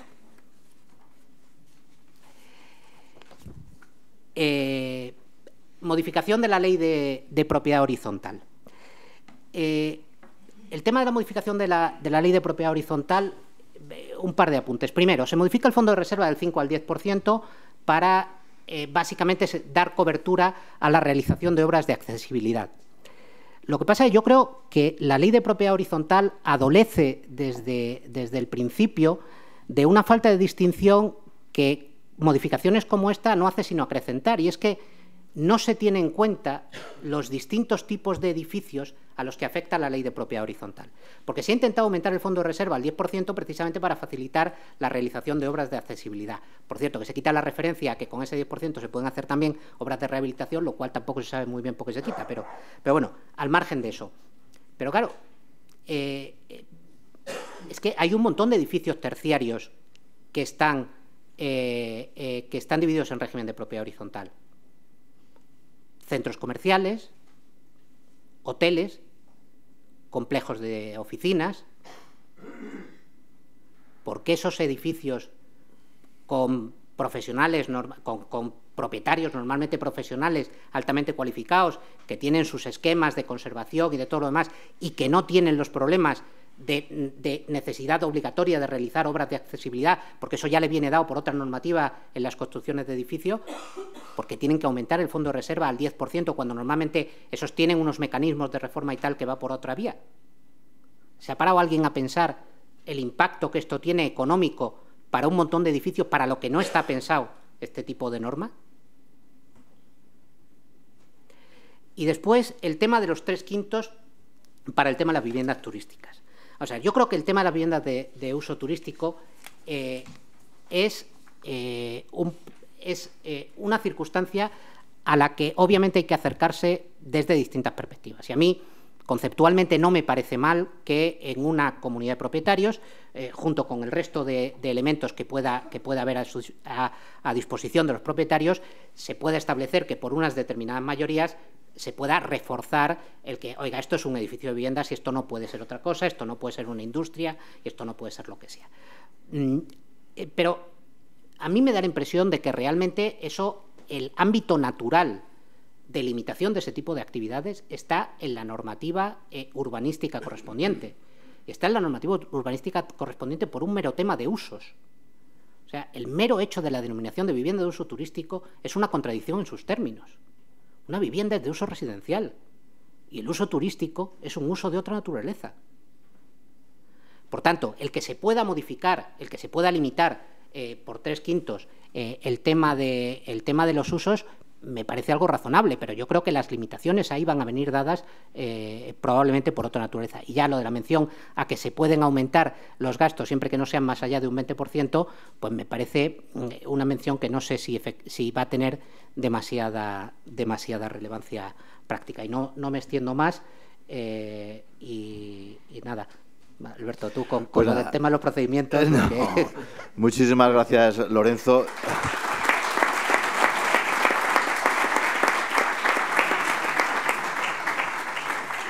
Había dicho que intuía que iba a ser crítico y creo que no me he equivocado. O sea, que tengo intuición. Por lo menos eso no me ha fallado. Muy brevemente. Yo, en fin, intervengo como moderador. No es mi papel hoy. Mi opinión pues está publicada en el otro sí digital del Colegio de Abogados, que la podéis leer. Yo simplemente porque es que no me puedo contener. Entonces ya lo he dicho antes de entrar sobre el tema de los servicios sociales y de la modificación del artículo 441 y 549 y así como también 686. 2 apuntes, 2 minutos. Realmente es muy loable y eso hay que partir de esa premisa básica, que se fomente la intervención de los servicios sociales en situaciones de vulnerabilidad, que es lo que prevé la ley. No es una novedad, porque ya la reciente ley reforma de los ocupas lo establecía, dictada en el año 2018. Lo que está es mal regulado y quizás sea el punto más importante de la reforma y que más desapercibido ha pasado.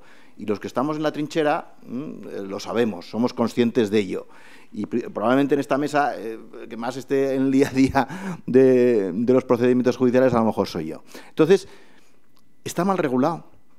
Y la consecuencia es que se va a eternizar la ejecución y el lanzamiento de los arrendatarios simplemente con 2 nociones básicas, que no se les va a escapar a ninguno de los ejecutados perfectamente asesorados. Hay que partir de una idea muy clara. La ley no regula el plazo en el que los servicios sociales deben comunicar la situación de vulnerabilidad. Si tenemos en cuenta, solo se establece la suspensión del procedimiento una vez se haya comunicado por los servicios sociales la situación de vulnerabilidad, que sea la suspensión del procedimiento por 1 mes en el caso de que el arrendatario sea persona física, el arrendador sea persona física, o de 2 meses en el caso de que sea persona jurídica. Ya me diréis a qué se debe esa distinción, porque la situación de vulnerabilidad será exactamente igual en una situación que en la otra. Pero bueno, en eso no vamos a entrar. El problema que nos encontramos aquí es con el arrendatario que recibe el decreto y la demanda de desahucio y que se le informa en la demanda en la que tiene derecho a acudir a los servicios sociales para que examinen si está en una situación de vulnerabilidad. Yo soy arrendatario y, efectivamente, voy a los servicios sociales, no me establecen ningún plazo. No hay un plazo de 10 días, podemos decir, hombre, ¿tiene que ser dentro de los 10 días para el requerimiento? No, no se establece ningún plazo, con lo que el día antes del lanzamiento voy a los servicios sociales y comunico al juzgado inmediatamente, oiga, que he ido a los servicios sociales porque me hallo en situación de vulnerabilidad, y a ver qué juez en ese momento mantiene el día y hora para el lanzamiento. Dado que no hay plazo, queda indeterminado. Dado que sabemos cómo funcionan esos servicios sociales, y repito, si estoy a favor de la intervención de los servicios sociales, pero hay que ser conscientes de cómo funcionan. Y los que intervenimos en lanzamientos sabemos que no acuden, que el SAMUR social llega y te dice, mire, es que no podemos hacer nada, es que no tenemos medios suficientes. Si los servicios sociales no intervienen, no funcionan, el lanzamiento se va a suspender indefinidamente, como está ahora mismo regulado el artículo 441. Ojo, que también se regula el 549 para la ejecución y se establece la necesidad de informar igualmente de la existencia de la posibilidad de la situación de vulnerabilidad y, por lo tanto, de la intervención de los servicios sociales. ¿Qué ocurre? ¿Que se va a volver a examinar en ejecución, en caso de que haya habido un procedimiento judicial, otra vez esa situación de vulnerabilidad? Bueno, parece serio, ¿no? Pero dado que puede haber transcurrido tanto tiempo, pues igual su señoría entiende que efectivamente debe volverse a examinar. En fin, yo creo que está mal redactado, que va a provocar un problema, un serio problema en la ejecución y en los lanzamientos, que nadie está discutiendo que no sea necesaria la intervención de los servicios sociales, que lo primero que hay que ser es conscientes de los medios de los que disponen y adoptar unas medidas de cara al funcionamiento adecuado de esos servicios sociales y poner unos plazos para que también la Administración se vea involucrada o el propio interesado solicite. Es que no costaba nada decir, dentro del plazo de 10 días en el que usted puede pagar, oponerse o enervar la acción, usted también tiene que comunicar a los servicios sociales si se halla en una situación de vulnerabilidad y, por lo tanto, tiene necesidad de su intervención. No se ha hecho así, es un error que yo creo que va a haber que corregir en breve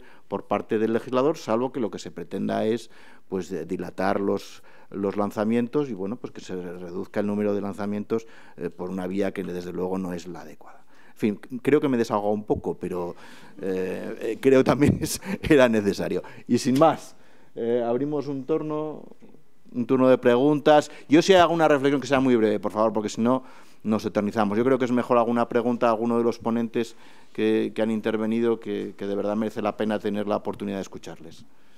Por favor. ¿Puede acudir el arrendador a los servicios sociales a adelantarse un poco?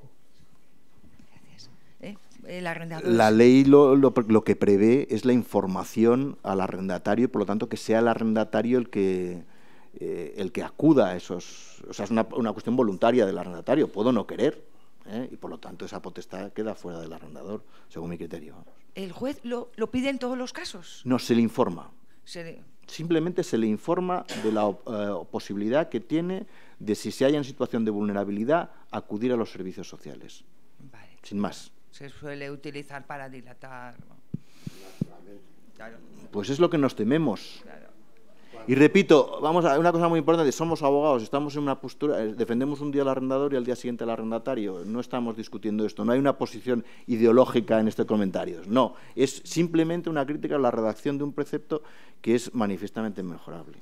¿Cuánto tiempo, si lo conoces, de media está? Porque antes los desahucios eran muy rápidos, hace un tiempo, y ahora, bueno, pues, de media. Muchos de los que estamos aquí podemos opinar, pero yo creo que la media se ha reducido ostensiblemente. Ahora estamos en aproximadamente 6 meses, de media desde la presentación de la demanda hasta el lanzamiento, pero bien sabes que en Madrid hay 100 y pico juzgados y que te puede tocar la lotería y te vas a un año. En algunos, pero es la excepción. Se ha mejorado ostensiblemente el plazo medio de la Pero yo me refería cuando hay el tema de los servicios sociales, cuando el arrendatario aprovecha. Pero es que ahora mismo no hay obligación. Claro que se producía la intervención, porque situaciones de vulnerabilidad las ha habido siempre. El tema era que el primer día lo que hacía el juzgado es suspender el lanzamiento. Bueno, la oficina judicial que estaban allá se suspendía el lanzamiento. El segundo día se pedía que intervinieran ya los servicios sociales. Y al ser requeridos por el juzgado y ser excepcional, pues normalmente al final acababan interviniendo y el lanzamiento se iba llevando efecto. Pero ya te informaban de que es que no tenemos medios. Y yo me encontré con lanzamientos que decían, mire, lo siento, no podemos. Y se suspendía el lanzamiento, lógicamente. Es así. Ahora, con ese derecho a todo el mundo, o cambia mucho la cosa, o no se van a ejecutar las sentencias. ¿Hay un concepto de vulnerabilidad? O puedo decir, yo estoy en situación de vulnerabilidad. Los servicios sociales lo tienen que examinar y a tales efectos se les facilita, se les consiente que puedan disponer de todos los datos. Y ahora mismo no te sé decir. No es un concepto público que todos conozcamos. Ahora mismo no, ahora mismo yo no lo conozco, no sé si alguien... No tenemos ni la menor idea. Daniel, como siempre, es claro.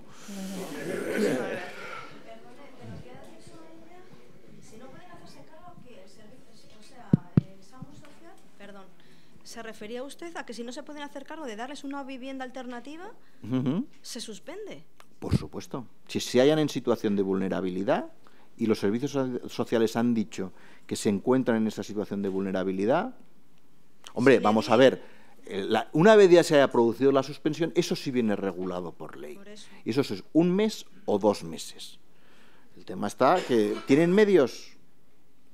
Pues no sabemos qué va a pasar. Es que nunca va a haber medios. Pues en fin, hay un temor real. En fin, yo creo que es que con los protagonistas que tenemos aquí en la mesa, por favor.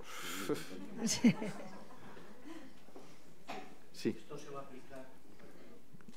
Bueno, ya que has empezado. ¿Esto se va a aplicar ya a todos los lanzamientos que se produzcan en el futuro?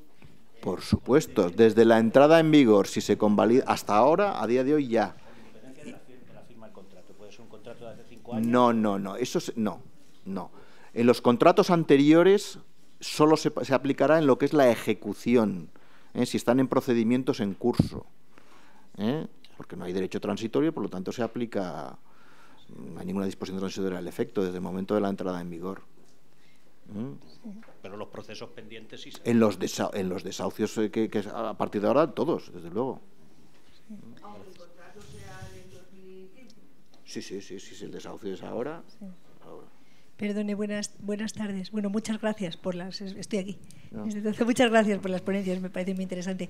Yo quería saber si efectivamente tienen previsto regular todo lo que tiene que ver con la vulnerabilidad, porque claro, ese concepto subjetivo que Asistencia Social de Madrid dirá una cosa, Soria otra, Parla otro, no sé qué, es decir, quiero decir, o si podemos acudir, o sea, si defendemos al propietario, podemos acudir a poder impugnar ese criterio de vulnerabilidad, porque claro, a mí me viene y me dice, pues mire, es que está vulnerable, porque es que gana, tiene 2 hijos y gana 1.800 euros. Digo, oiga... Vamos a ver, hasta ahora el criterio que se seguía sin existir ese concepto de situación de vulnerabilidad es que una persona se quedaba en la calle. Y además el SAMU social lo tenía muy claro, O sea, cuando había una persona y había menores o ancianos, porque eso es el elemento básico, o sea, se consideraba que podía haber esa situación de vulnerabilidad que ahora mismo no está definida. Por eso digo, entonces, puede uno, o sea, dice, pues sí, es vulnerable, ¿puede el propietario o puede alguna persona impugnar ese criterio? ¿Cómo se impugna ese criterio que dice Asistencia Social? Es vulnerable. Y dice uno, bueno, porque, verá usted, es que este es el hijo de no sé, es decir, ¿cómo se soluciona eso? ¿O no hay manera de impugnar, de regular, de reclamar? Pues me parece muy interesante lo que dices, porque no tengo ni idea. O sea... Quiero decir, es que te llegan con un criterio y te dicen, es esto, eso no tiene... O sea, una decisión judicial tiene posibilidad de recurso. Sí. ¿Y una decisión de un asistente social no tiene posibilidad de recurso ni de ningún tipo? Hombre, podemos pensar que puede ocurrir lo mismo que con la asistencia jurídica gratuita, ¿no? Pero si tiene la asistencia jurídica gratuita, la vía administrativa, si tiene reclamación y puede reclamar asistencia. Por la vía administrativa puedes hacerlo. Pero el año que viene, que daremos la misma conferencia, no lo cuentas. Ya. Porque no te lo han resuelto todavía, Ya, bueno, que sí, pero yo lo que digo es... Pero lo que dice Lorenzo es que vas a alargar mucho más el procedimiento. Es que no te interesa casi impugnar nada. Ya. Lo antes posible. Ya, claro, entonces, en el momento que pongas piedras en el camino... ¿Y se puede pedir con carácter previo? Decir, bueno, yo voy a hacer un arrendamiento. Es lo que decía dígame la compañera. Este tema, a ver si es vulnerable o no. Yo creo que no. ¿No? Creo que no. Buenas tardes. Muchas gracias a todos por las ponencias. La pregunta no es de la reforma, pero sí que es de la Ley de Arrendamientos Urbanos y de algo que no se ha modificado en ninguna de las 2 últimas modificaciones y que siempre se ha discutido doctrinal y jurisprudencialmente. A ver qué opinan aquí los ilustres. Es con relación a, por un lado, los artículos 13 y 14 en materia de arrendamientos urbanos, o sea, compra, y por otro lado, ejecución y demás supuestos de resolución del contrato, y por otro lado, en el caso distinto de la vivienda, que solo contempla la compra. Aquí había jurisprudencia contradictoria y quería saber la opinión de ustedes en este sentido. Si se mantiene... Si se... En el Tribunal Supremo no hay. No, sí, exactamente. O sea, puede haber, tú por el acento eres de Cádiz o por ahí, ¿no? Canaria. Ah, de Canarias, bueno, más o menos. No hay jurisprudencia.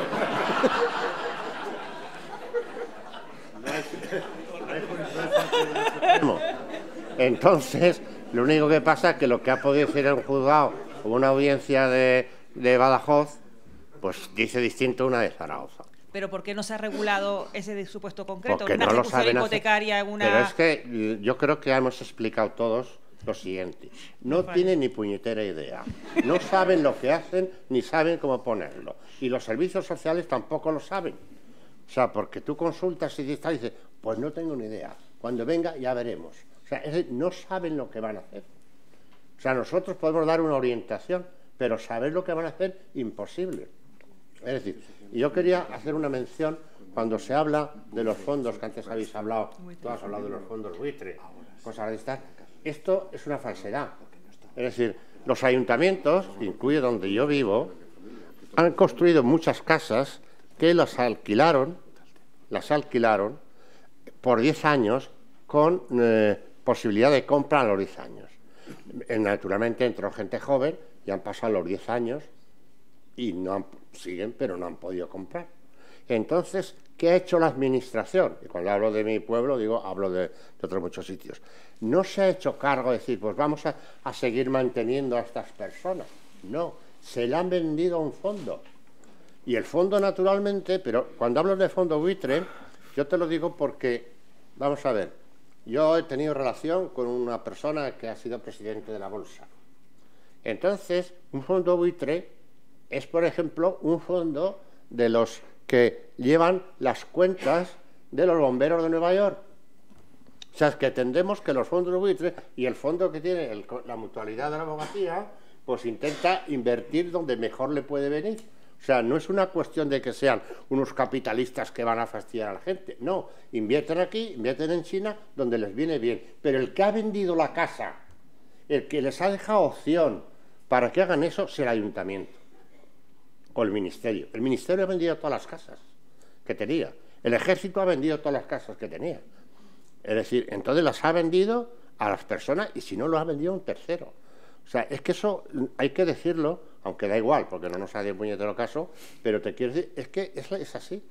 O sea, es decir, te digo, el caso concreto mío es decir, se ha vendido al fondo buitre, por llamarlo entre comillas, cuando resulta que era del ayuntamiento, pero ha llegado a los 8 años y los han dicho, yo no puedo comprar, he dicho, pues menudo muerto, yo con este muerto no me quedo. Y entonces lo vendo el edificio completo. Y eso es lo que está ocurriendo con la administración. Claro, pero lo que está claro, las irregularidades, pero mi pregunta es, como el supuesto, por ejemplo, no de la compra, sino de la ejecución hipotecaria, que es el supuesto no previsto para un local, ejecución hipotecaria de un local arrendado, ¿qué pasa con el arrendador? No me digas, un local es otra cosa. Estoy hablando del uso distinto de vivienda, por eso, un local. Ah, eso es otra cosa distinta. A eso me refería. Eso es otra cosa distinta. Desde luego, por ejemplo, el artículo 1571 del Código Civil establece que la venta de cualquier medio tercero supone, y en el arrendamiento de uso distinto, que prácticamente, yo digo lo siguiente, lo que pasa es que tenemos que cobrar. Cuando hacemos un contrato, los abogados tenemos que cobrar. Pero si hubiera que hacer un arrendamiento de vivienda, la verdad es que con 2 o 3 parrafitos valía. O sea, porque el artículo 6 dice que no se podrá pactar nada en contra de lo que marca la ley. Entonces, salvo la renta y 2 o 3 cosas, pues ponemos y el resto, es decir, el resto la ley. Lo que pasa es que el cliente diría, vaya contrato que me has hecho. O sea, y eso sería distinto. Sin embargo, en locales es al revés. Es al revés. O sea, es decir, todo se puede pactar. Solo se aplica la ley en el supuesto de que no se pacte nada al respecto. Y ahí sí que los abogados tenemos que ver punto por punto, esto lo ponemos, esto no lo ponemos o lo dejamos de poner. No sé si me entiende lo que te quiero decir. Y la situación de vulnerabilidad no está prevista. Y eso, ese es un problema que está ahí. A mí hay una cuestión también, a ver si puedo hacer un poco de pedagogía. Bueno, con todo respeto, sí, con todo eso. O sea, es decir, yo estoy del telediario, me imagino, como la mayoría. Ahora está Andalucía, pero si no está Cataluña, El Tiempo, que dice, qué frío hace, coño, claro, estamos en invierno, hace frío. Bueno, y luego siempre sale una persona mayor que la van a lanzar y no sé cuántas, no sé qué, todos los días. Y entonces la gente siempre son desahucios, y no es verdad. Un desahucio es cuando uno está en arrendamiento y no paga la renta. Pero si no, es una ejecución hipotecaria, que son la mayoría, pero a todos le llamamos desahucio. Y parece ser que es lo mismo el Banco Santander que Danielito Los Retales, y no es lo mismo. Y entonces y además hay una cuestión, el otro día salía una señora de 70 años que decía que le iban a lanzar y no sé qué después por el vencimiento del contrato. Eso es falso, porque los contratos que están hechos anteriores a la ley del 94, esos contratos siguen vigentes hasta la muerte del arrendatario, incluso se puede subrogar. O sea, que es que la información que estamos recibiendo o que están recibiendo las personas es verdaderamente falsificada en un sentido jurídico, en este sentido. Es decir, a mí me llamaron de un programa de televisión, y perdón, ya termino, un programa de televisión de mucho renombre, nombre de rollo así, ¿no? Entonces me dijeron que querían que yo hablara sobre el abuso del arrendador en contra de los derechos del arrendatario. Y dije yo, hombre, yo exijo 2 cosas. Una, que todo lo que diga salga, y luego otra cuestión es que no sé dónde está el abuso. porque es que el artículo 6 establece que no se podrá pactar nada en contra de la ley, con lo cual el abuso que se puede cometer es lo que la ley ha previsto, pero ninguna otra cosa. Naturalmente la entrevista no tuvo lugar. A ver, ¿alguna cosa más al fondo?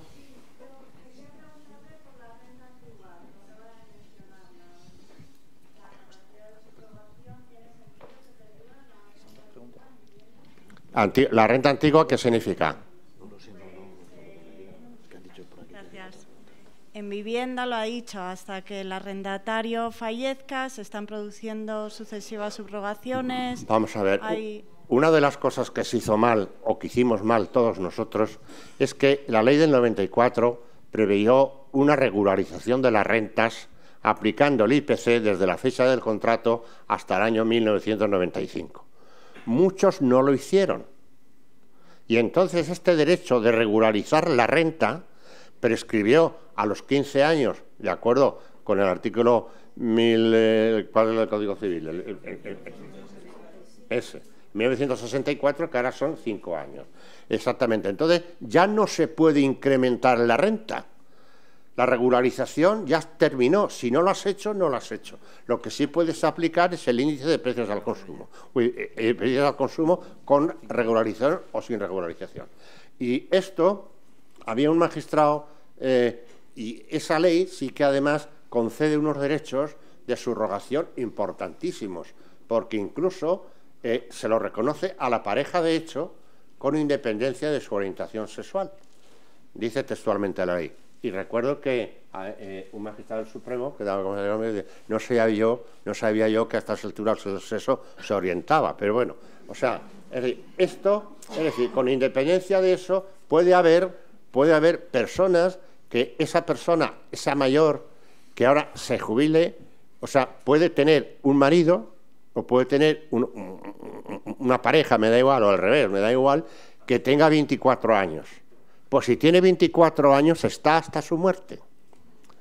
O sea, lo que pasa es que normalmente, pues si te muere el marido, que es lo que tiene que hacer, y se muere a los 80 años, pues la mujer tardará 3 o 4 años más. Pero vamos, pero si tienen una mujer que ha cogido, y ha cogido de 24 años, o una pareja o lo que sea, pues nos faltan unos 50 años todavía para terminar el contrato.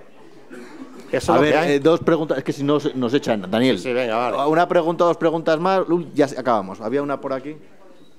Creo que soy yo, ¿no? Buenas tardes. Mi pregunta era solicitar a la mesa si nos podía informar un poco de cómo está regulado el uso de la vivienda turística en Europa, en los países de nuestro entorno, dada la dificultad y conflictividad que tenemos aquí, que seguro sucede en Roma o en Londres o en París.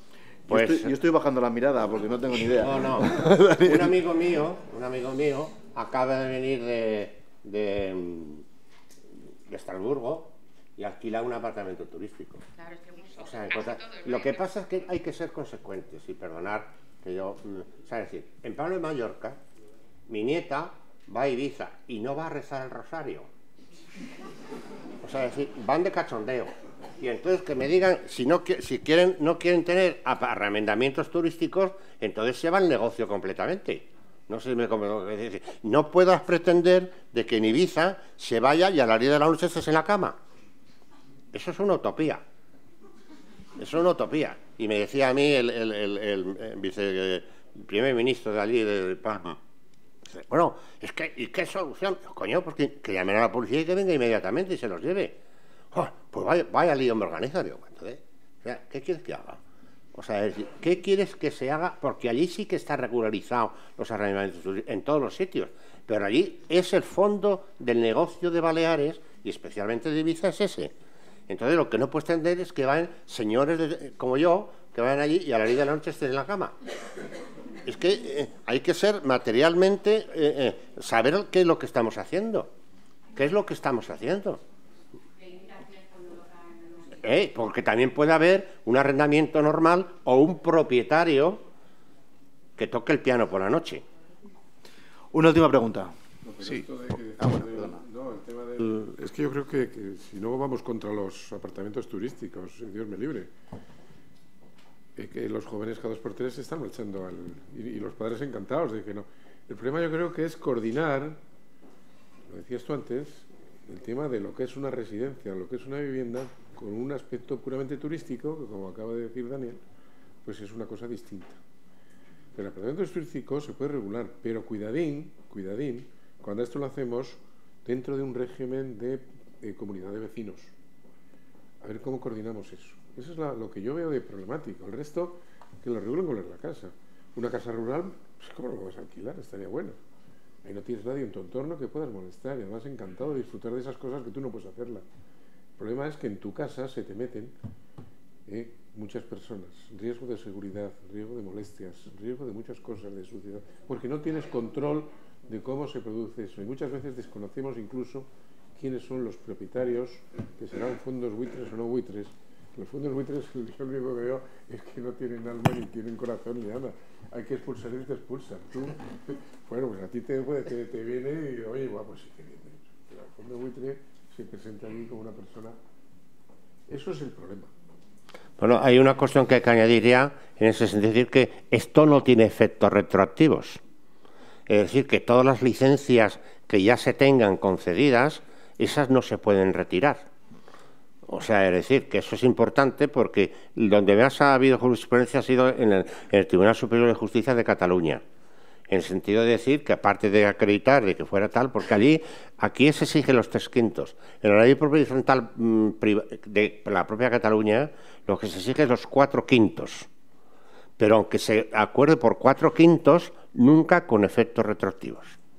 O sea, que el que ahora mismo tenga licencia de esto no le afecta para nada la nueva disposición en este sentido. Con una matización, y es que esto es cierto en el ámbito civil. Yo insisto, en este tipo de viviendas yo creo que las modificaciones, y lo estamos viendo en Madrid, van a venir fundamentalmente en el ámbito administrativo. Sí. Es decir, con independencia de que esté ya instalado, obviamente una modificación o un acuerdo en una comunidad de propietarios donde ya haya viviendas turísticas no podrá impedir que la vivienda turística se siga explotando, pero como el Ayuntamiento de Madrid diga que las viviendas turísticas tienen que tener un acceso independiente a la calle, esa vivienda turística tiene que dejar de ser vivienda turística al día siguiente. Depende, porque si yo tengo ya la licencia del Ayuntamiento de Madrid, si hay licencia sí, pero vamos, en general la mayoría no tienen licencia como tal. ¿El agravio comparativo con las nuevas? O sea, el del séptimo, como fue visto el vacío, o antes de que se adopte la prohibición, por ejemplo, limitación de la comunidad de propietarios, va a ser más complicado probar que realmente se venía destinando a esa actividad, yo creo. Disculpa un momento. La última pregunta La última pregunta es una obviedad que se refiere a una cuestión que se cae por su propio peso, pero al hilo de lo que ha dicho Daniel, yo como inexperto en la materia me he quedado un poco, inquieto sobre la solidaridad de los acuerdos que necesitan luego inscribirse en el registro de la propiedad. Decías al hilo que, con aquello de las notificaciones fehacientes de todas las actas de los acuerdos que se adoptan, etcétera, etcétera. Ayer mismo un excompañero del señor Seijas Quintana, me decía que eso de la fehaciencia es obsoleto absolutamente y que actualmente el buzoneo de los acuerdos y de las actas de estos acuerdos que se adoptan en propiedad horizontal, claro, es un tema de seguridad jurídica tal que me plantea una... Pero yo, aunque no sea fehacientemente que vaya al propio... Yo soy partidario, para evitar problemas con el registro de la propiedad, de que el acuerdo de la Junta se lleve por el presidente y el secretario a la notaría para que éste comunique a los ausentes. Me da igual, eso dices tú, no hace falta. No, hace falta simplemente, pero tendrás que notificar a todos los ausentes. Y el artículo 17.8 de la Ley de Propiedad Horizontal establece que tienes 30 días para decir sí o no. Correcto. Para saber si se han alcanzado las mayorías cualificadas correspondientes. Pero la pregunta es si esa comunicación, esa notificación tiene que ser fehaciente o es un simple buzoneo. No, buzoneo no, porque un momento, que cada uno hemos podido determinar un domicilio en España, que no tiene que ser ese de allí. Yo puedo poner un domicilio en Zaragoza. Un buzoneo personalizado a cada uno de los propietarios. No, claro, pero tendrás que mandarle por carta. Pero en cualquier caso, lo que tienes que esperar es a los 30 días. Y entonces en los 30 días lo que digo es que ha ocurrido, no es que me lo estoy inventando. Perdóname, Daniel, voy al grano. El propietario que se da por no notificado en el plazo de los 30 días tiene posibilidad de impugnar ese acuerdo transcurrido el plazo. Si no se le ha notificado, se acredita. Lo que pasa es que los tribunales normalmente, y afortunadamente, si el secretario firma diciendo que se le ha notificado, que le ha metido en el buzón, normalmente le hacen caso al secretario. Pero no hablo de secretario de la comunidad de propietarios. Sí, de la comunidad. El administrador. Bueno, no, es que cuando hablamos del administrador, que al mismo tiempo ejerce de secretario. Hay que estamos hablando del secretario. Sí, el administrador no es el que notifica, notifica el secretario. Y el secretario certifica que se ha buzoneado. Pues normalmente los tribunales te aceptan. Eso era lo que Pero el problema sigue estando de que hay que pasar 30 días, ir al notario para hacer la escritura de modificación del título. Y si en esos 30 días, como ya ha ocurrido, que ha habido 3 resoluciones de la Dirección General de Registros y Notariado, resulta que esta persona, uno de ellos, ausente o no ausente, me da igual, ha vendido el piso a Daniel Los Certales. Daniel Los Certales dice, yo no trago con eso porque yo no tomo ese acuerdo. Y la Dirección General de Registros y Notariado lo ha admitido. Porque yo no fui parte... el acuerdo se tomó el 3 de julio, yo he comprado el piso el 14 de julio. Y el 14 de julio voy al registro y allí no consta nada. Y por lo tanto ya no se puede inscribir la modificación del título. Daniel, ¿qué nos echan, Daniel? Bueno, nos echan. Antes, antes de ceder la palabra al diputado Ribón para que clausure, yo simplemente anunciaros, que para que veáis que hemos empezado con muchas ganas, que la próxima jornada, sin tener todavía fecha, sí que sabemos de qué tema va a tratar, que yo creo que es un tema muy interesante. Y os decía que pues aquí veo caras de compañeros de la parte contraria y uno de ellos precisamente es el que va a intervenir en la próxima ponencia, porque yo vi que sabía un montón de esto, que es Ricardo Ayala, que está aquí presente, y que tenemos que montar un poquito la jornada y que va a ser sobre ruidos, ruidos en las comunidades de propietarios o algo por el estilo, que yo creo que es un tema muy interesante. Y ya, Eugenio, por favor. Nada, en 30 segundos. Les prometíamos... Solo, perdona una cosa, solo quiero hacer, vosotros sois todos juristas, todos maravillosos, que levante la mano en cuya comunidad tengan de verdad un fondo de reserva del 5%. 30 segundos solo para decirles una cosa. Les prometíamos una jornada de inauguración de gala y hemos asistido al concierto de Año Nuevo en lo jurídico, hablando de arrendamientos urbanos y propiedad horizontal. Bajo la batuta extraordinaria de Alberto Torres, muchísimas gracias, presidente, y con tres maestros en este cuarteto. Hemos tenido al maestro Seijas, especializado en cuerdas, que le queda para rato, está claro. En la percusión hemos tenido también al maestro Lorenzo, martillando nuestras conciencias, efectivamente, de modo muy incisivo, como nos auguraba. Y en el maestro de viento, no era viento, era vendaval, Daniel Los Certales. Sobre Daniel Los Certales termino diciendo dos cosas muy particulares, que no quería terminar la jornada sobre ello. Daniel no solo ha dedicado la vida a la abogacía a través del estudio, ha dedicado su vida al servicio de la sociedad en una materia como es la de la propiedad horizontal y los arrendamientos urbanos. Y al día de hoy, las secciones del Colegio de Abogados son lo que son gracias al empeño personal también de Daniel Los Certales, que es quien ha permitido que a través de la editorial Cepin se distribuyan los boletines que van a recibir ustedes en cada una de las secciones de modo absolutamente gratuito. Sin Daniel y sin Cepin, las secciones no podrían ser lo que son. El colegio aspiraba a ofrecerles un servicio útil, es lo que tratamos de hacer, y por eso yo les quiero pedir un especial aplauso a Daniel.